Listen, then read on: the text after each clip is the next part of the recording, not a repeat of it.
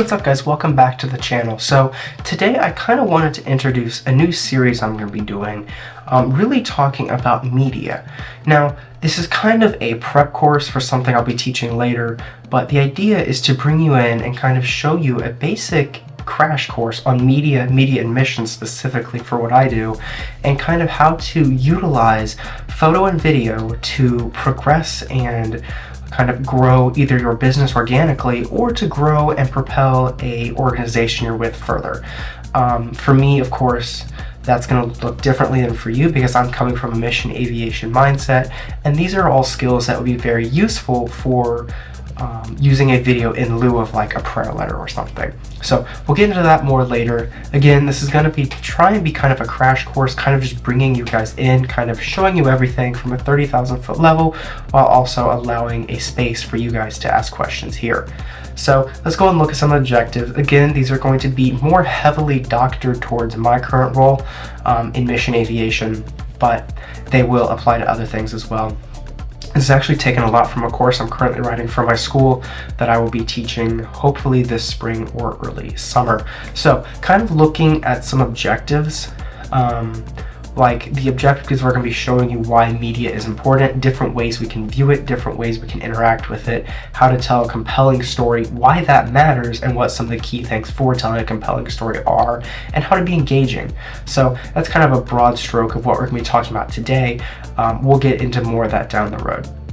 This won't really be an everyday video thing. This will be maybe once or twice a week, a couple times a month, as I just continue to write this course and hash out ideas mentally for me, and then sharing it with you before ultimately sharing it with my entire college. So let's go ahead and roll that intro, and then we'll get into today's topic. Alrighty, so this top lesson is titled Media and Learning the Heart of It. So learning the heart of media. Let's just start by what is media?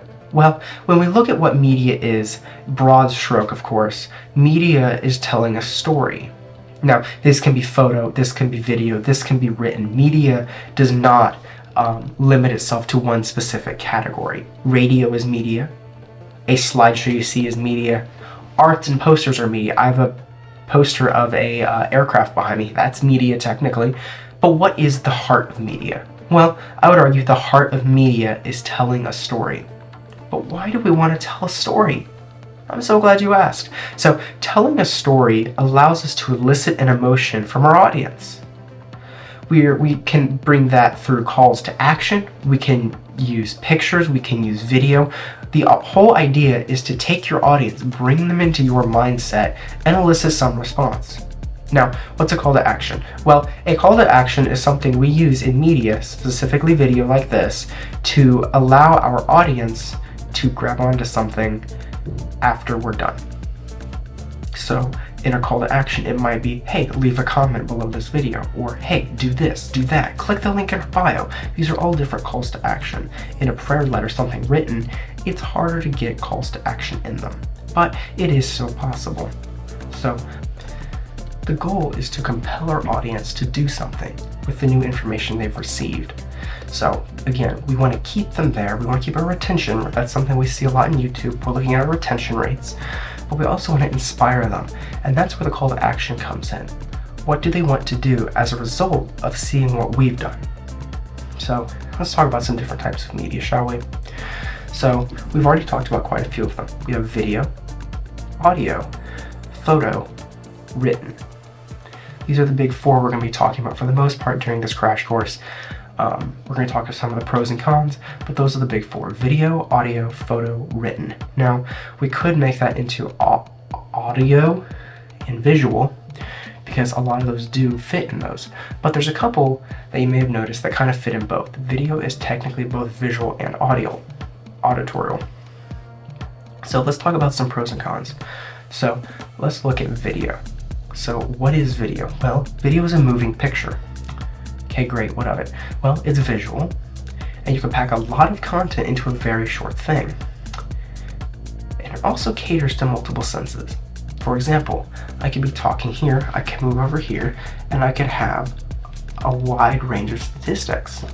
Like right here, I can have a wide range of statistics. I could tell you that, 30% of all cars are EVs, 30% of American muscle cars have over 600 horsepower, 500% of hypercars cost over $1 million. I could give you all these statistics there and put them here. But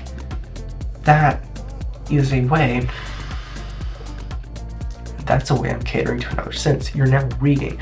But the issue is when you're doing that, you can lose the auditorial. See, people can really only focus on one sense at a time.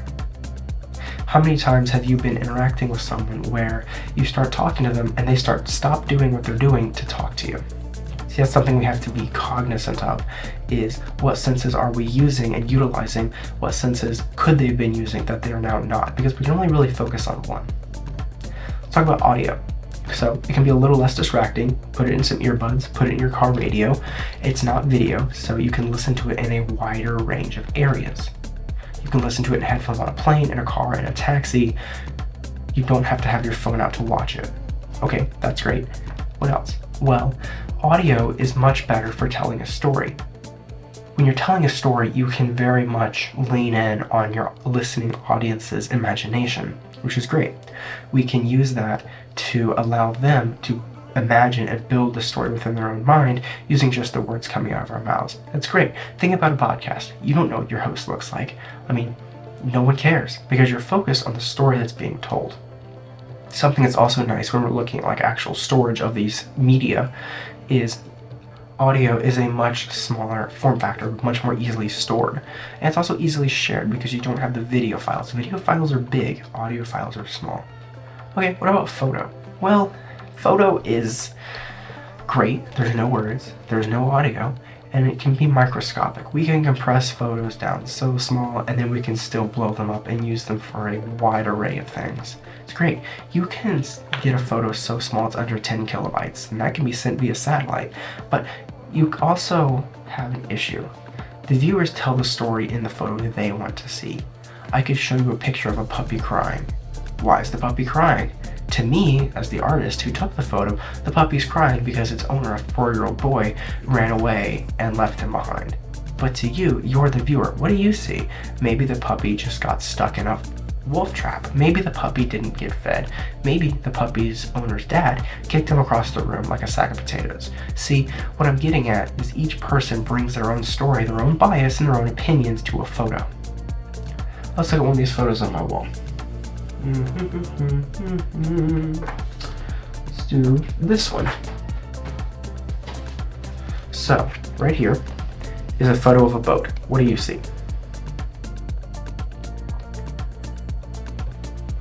Let me tell you what I see. So, this is a boat in Kentucky, and it is one that got dragged up the Ohio River and into this little jettison area. This was a military boat that was used for a couple missions, and then it was decommissioned and turned into someone's private boat. This is actually the history behind this boat, by the way. This boat was then used as a private form of transportation, and then it was discarded here and left to rot. But what did you think when you first saw this picture? What do you see? See, it's these things that go on. Let's do another exercise. Let's grab another photo. What about this photo right here? I love having this wall of pictures. It's great for stuff like this. What do you see? So, what do you see? I'll tell you what I see. I remember taking this photo very clearly. This photo is of a lake in Wisconsin in the winter. This is looking off a dock into a lake that's about a mile across called Long Lake in Three Lakes, Wisconsin.